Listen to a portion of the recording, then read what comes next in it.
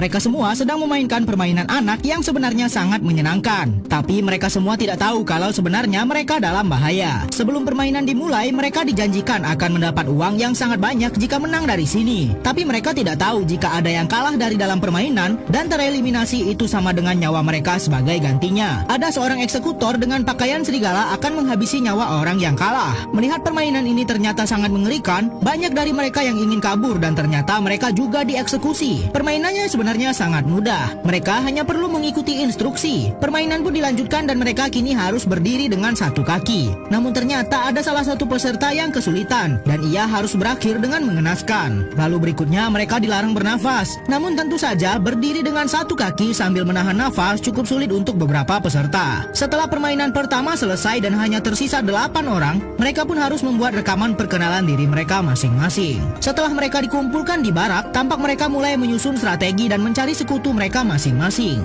Lalu mereka pun dibawa menuju ke permainan berikutnya. Di sini mereka diberikan kesempatan untuk keluar dari sini, asalkan mereka bisa melewati tantangan anak-anak ini kurang dari 1 menit. Salah seorang wanita mengajukan diri sebab ia sudah tak tahan lagi di sini. Saat waktu dimulai, ia cepat berlari melewati tantangan yang sebenarnya sangat mudah. Namun ternyata di dalam tantangan balon ini ia harus melawan seorang eksekutor yang berusaha menyerangnya. Ternyata cukup sulit bagi wanita itu. Sementara waktu terus berjalan, wanita ini pun berhasil menghajar eksekutor dan akhirnya ia lolos dari permainan. Namun sayang, ia harus ditembak karena ternyata waktu yang dia lewati lebih dari 1 menit. Setelah melihat kegagalan peserta pertama, mereka pun tidak ada lagi yang mau mencoba kesempatan ini. Mereka semua harus memutari kursi selama musik dinyalakan. Jumlah mereka ada 6, tapi kursinya hanya ada 5. Sehingga saat musik berhenti, mereka harus rebutan mendapat 1 kursi untuk diduduki. Namun sayang, salah seorang pemuda harus tereliminasi dari ronde pertama dan akan dieksekusi mati. Permainan pun terus dilanjutkan sampai satu persatu dari mereka tersingkir. Tentu saja bagi mereka permainan ini sangat mengerikan. Walaupun hanya permainan anak-anak, sebab yang kalah dalam permainan ini akan dieksekusi. Namun ternyata kali ini aturannya dirubah. Yang tersingkir akan dikumpulkan kembali. Dan ternyata saat peserta tinggal 2 orang, barulah salah satu dari mereka